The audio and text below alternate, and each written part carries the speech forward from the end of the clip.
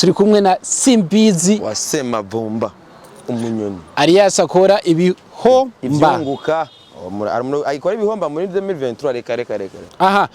music yibona gute Simbizi Wa Semavumba fresh ana ko na president sega dukurikirana sigaduye ibigani juste gaye ijya novuga yuko ari réussite rugamba yumuntu ariko arambaza ati bigeze heza twame tuvyifuza myaka n'imyaka yuko indongozi zidukurikirana uno munsi n'umutwe w'igihugu bro kandi ikintu canezereye nuko yavuze ati naho ndagukurikirana sinari bwakubona voilà bisigura yuko ushaka gusanga Simbizi ahora mukurikirana gose ibitugira vyose nyene cubera arabikurikirana niyo mpamvu tumushimire cyane ego tusibesha yeri cubera mukuru w'igihugu cyacu niyo mpamvu uronsa amahirwe yo kwicara kuronka amahirwe yuko uhabwa micro nuvuga ikintu kiza gufasha abantu urabona ko ari umujama w'abajama nyene ni umujama w'abajene harakantu ka training akajya ka big ups take 5 yani code ya gael isi ni isi yarimwe ni jambo bro wewe Patrick bashaka kutumbwira umurongo wa Bible gatoyi verse ijambo ni verse none biri muri Bibiliya ba verse ibidi Luka kangahe kiyani gitabo cyanditswe kera ikindi kindi gitabo turiko turandika cyacu cy'abarundi nk'abarundi nubiriza bro kubera kijya gitabo kivuga yuko ijambo niyo yaremye byose ari sezerano rya kera n'iryo ibyo bimisezerano ry'ubu muri Jean abo bavuga yuko ijambo ari ryo hagira sezerano ry'ubu ry'Uburundi ubu rero ni ryacu rero kubera ari amateka turiko turandika sivyo yacu ala burundaise.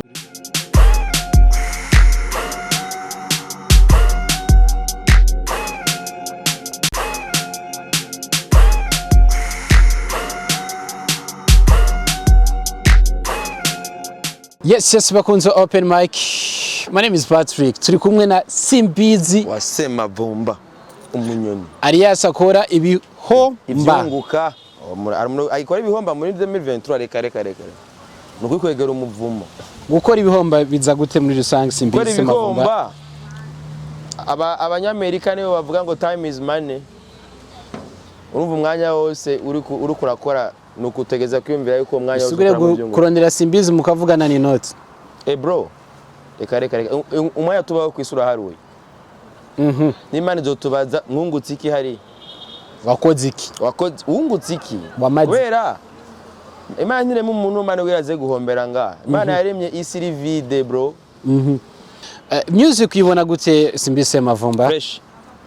ana ko na president sega dukurikirana sigaduye ibigani juste gaye arakantu hamwe nabonye yagize ngo commentaire ngo kuri gaye kubandi bantu je nabishimye cyane kuba ijya novuga yuko ari réussite rugamba yumuntu ariko arambaza ati bigeze heza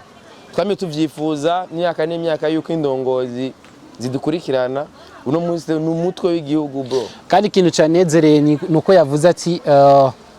naho ndagukurikirana sinari bwakubona voilà bisigura yuko ushaka gusanga Simbizi ahora mukurikirana gose ibitugira vyose nyene cubera arabikurikirana niyo mpamvu tumushimire cyane ego tusibesha yeri cubera mukuru w'igihugu cyacu niyo mpamvu uronsa amahirwe yo kwicara kuronka amahirwe yuko uhabwa micro nuvuga ikintu kiza gufasha abantu urabona ko ari umujama w'abajama nyene ni umujama w'abajene harakantu ka training akajya ka big ups take 5 yani code ya gael ego azi ikintu nari nzi ashitse nari kaza gufata ubuseriye nk'abandi yaragufasha nyene ntigeze ahinduka yagumye arujya nyene kujya nyene gael iyo turakorana ikiganiro tuyaga kujya nyene yazi na son excellence kandi gihambaye ikiryoshe nuko son excellence yavuze yuko asanzwe amukurikirana bimva yari yiteguriye azi neza yuko haguma hagaruka ibintu by'impwemu dasanzwe so Simbizi Semavumba music ndundi no musi yagiye Dubai Dramati ari wagiye Australia aragaruka uyibona gute muri rusange neza gose bro urinzi ubona nyene cyubahiro umukuru w'igihugu aza kuyegereza uno musi ashobora kutwizera twebwe urabyumva twebwe ampulisa akatwiyegereza ati reka tuyage yamaze kubona ko turi serious bari bamenyereye yuko muri agiye hanze agumayo uno musi ejo zotangara umvise son excellence agiye hanze mu bintu by'igihugu agiye aherekejwe n'abaririmbyi kubera no munsi hariho cyangwa François Simbizi akamuherekeza hari cyizere niyo mpamvu no munsi jewe ngiye gushikira abaririmbyi bose bafise vision apana abandi bakora ibihomba bakorera n'ubusa umuririmvyi gutyo ubona gutyo mukagongana aje muri karaoke kuririmba kwa gusa karatarisho kandi umuririmvyi akomeye karaoke ukabona buku umutwenzi nguwe barasavye namba rwari ibindi bintu rero rimwe rimwe dukwiye guhindura so ofise umuririmvyi mushasha wa gospel nico catumye tuza ngaha ninde muri rusange bo jewe nakubwiye yuko dukora ivyunguka yo umuntu twahisemo gukora ivyunguka cyo dukorana n'abantu tubana yuko bokunguka para abantu bahomba umuririmvyi misemo kubazanira no muzi ari muri management ya si management je nta management mfise gusa ubu winiyemeje ko namaze kona yuko urinze ubona bro jewe kuvaho mbone ijya act ya n'icubahiro umukuru w'igihugu adukurikirana je sinoharura ama interview nakoze na Juste Gaël ngerageza kumusabira ikiganiro nanye n'icubahiro parce que je savais ko nyene icubahiro adukurikirana amakuru nenda yafise ati mwe barabakurikirana niyo mpamvu rero no mu nota rero mpisemo kuzina abaririmbyi bari serie bamuririmbye umwe nawo twari imbere n'icubahiro umukuru w'igihugu uvuga uti ndazanye umuntu basi n'ivyumviro vyiwe n'impamvu zituma akora umuziki nje kuba kiri important nkuwo nzanye nga n'umuririmbyi yize afite amashuri yiwe Avisene ngwano kwanza uyu itwa Visene twabanye guhera muri Sunday school kandi ngo ari umurinzi wa gospel cyane Yesu barara muri nahaza biteye n'ubwoba byatari niyo mpamvu rero no munsi rero kubera dukorera mu cizere sivyo iyi ni première pane turashika niyo mpamvu tuvuga tuti hari abantu usanga dufise ivyiyumviro runaka tuvuga tuti kubera isi n'isi yarimwe n'ijambo bro wewe Patrick bashaka kutumbwira umurongo wa Bible gatoya verse ijambo ni verse none biri muri Bibiliya ba verse ibiri Luka kangahe kiya ni gitabo cyanditswe kera iki ni kindi gitabo turiko turandika cyacu cy'abarundi nk'abarundi numviriza bro kubera kijya gitabo kivuga yuko ijambo niyo yaremye byose ari sezerano rya kera n'iryo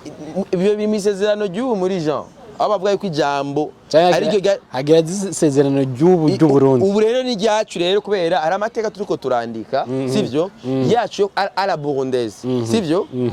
tumaze imyaka n'imyaka ari abantu bafise ingabire muga batabona ati nazo zije muri miterambere y'igihugu gushika no munota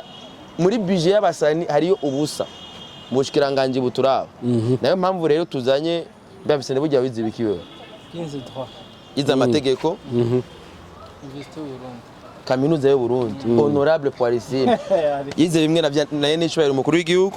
Avisene ngawe Avisene ubona uravyumva yize droit urinze wumva rero umuntu w'umunyamategeko yemera agaheba byose amana amategeko yakavuga ati pour ngomba nkore musique kiba ari ikintu kiri important aba ari impamvu ziniya ari nayo mpamvu aba ari umuntu wo gushigikira turakeneye abaririmbyi mwe naba ibihugu byose byagiye biratezwa imbere n'abaririmbyi mwe naba so Avisene watanga music ryari natanga music nkiri muto cyane nuko yari kumwe na Simbizi twekwe na Simbizi ndirimba muri eglise muri Sunday school urumva nkacuranga ingoma navuze ingoma nkavugiza nkakorara ingoma kanaka korara y'abana bande muziko konyene hamara higiragenda ngitangura kwiga gitari na piano buke nabwingo nkibandanya so ofise song shash ego ndafise indirimbo nshasha yitwa Wampisemo indirimbo yo gusohoka indirimbo iryoshe cyane message iri mu nkuru nini indirimbo donc message imwe muri Wampisemo ni message y'urukundo Imana yagiriye abantu bose ijambo ry'Imana rivuga ku urukundo Imana yakunze bari mu isi niko gwatumye itanga umwana w'ikinege kugira ngo umwizera wese ntazapfe rubi ariko ubugingo budashira ariko kandi agafashe ku mutwe abo twaragakuri urumva donc ni indirimbo ivuga urukundo Imana yagiriye abantu iko cyaheze kumusaba Yesu Kristo waje gucungura abantu ndemvuga urukundo rw'Imana ubuntu bw'Imana kandi umuntu wese ashaka kubwakira akakira Yesu mwami w'ubuzima kandi Yesu niwe fondation ya message ndirimba so twike yisama ngo niyo kwasama Simbi nta kwasama yisama niyo kwasama oya yisama nta kwasama profite umuriro gusa wumva profite. Okay, twagiye. Ufise ibikorwa bingana gute muri uno mwaka wa Sama? mfise indirimbo nyinshi ndafise album nshaka kumurika zo ndasohoye indirimbo imwe imwe kandi nkabwira abantu vraiment banyitege ndimo ndabazikurikirane ko nzi ko zizobahezagira nkuko nababwiye gusohoye indirimbo wampisemo imaze nk'iminsi nk'itanu isohotse aho n'izindi nyinshi ziri inyuma ziko ziraza zifise amasanamu na audio kandi bizogenda neza. Make inspiration yo kuvuga ati ngoma ndimbo mpimbaza amano ikorera kuri Simbizi canke urasana wabikora nkuko yabivuza kimwe nkora muziki ariko novuga ko nabikora muri novuga gute muri background donc nayikorera mu ahantu hatandukanye ko harageze igihe rero yuko sangiza ivy'Imana yampaye cyangwa inspiration nakuye kuri mwe mu yera kayisangiza abantu bakumva amaevre yanje nkuko nabivuze Yesu no fondation y'ibyo ndirimba ko abantu banizeye ko indirimbo zanje abantu bazumvise imitima izokira abantu bamenye urukundo rw'Imana n'ubuntu bw'Imana. Aga freestyle canke akantu gatoyi. Yesu uri umwami akomeye ahambaye Yesu uri umwami akomeye ahambaye. Yes. So ndagushimire cyane tubwira na page za Facebook za YouTube abashaka gusanga. YouTube yanje nitwa Avisen Hoza abashaka kubona ibikorwa vyanje kuri Instagram nitwa Avisen Wonder Boy na Facebook uko nyene mashaka kubona ibikorwa vyanje kandi nkazushika ndabasanga indirimbo nyinshi nko nababwiye ziko ziraza kandi nyinshi zubahezagira. Yo Simbizi Umuririmvyi wameze neza cyane. Ndagushimira cyane hanyuma uyu mwaka tubitegeye gute? Uno mwaka nukwitega cyane cyane abaririmbyi mwe nabo kandi nkasaba yuko boza barashigikirwa. Turafise defo yuko abaririmbyi bize mutabashigikira mugwa mushaka abantu ni blasio blague twarabonye abaririmbyi benshi bize ntibigeze bashigikirwa. Abaririmbyi bize bashiye ku ntebe y'ishure ntibashigikirwe ko nigo rukiza rw'umuziki ndakubwije ukuri ndabwire n'abandi kujya kuntu kwera bage bandi baririmbyi bacha ba exploit turakeneye abaririmbyi nk'aba bashigikirwa naho nyene maruki ntabirebire mvuga nivyo gusa kandi hari ico mvuze ngaho. So Avisen ndakwifuriza ibikorwa byiza cyane hanyuma na si manager wariko ari mu bafatanya bikorwa kandi nta mugambi w'igongwe. Murakoze cyane open mic murakoze cyane kuri interview mwaduhaye asante sana kandi bahezagira bahumugisha. Thanks brother. Sawa sana.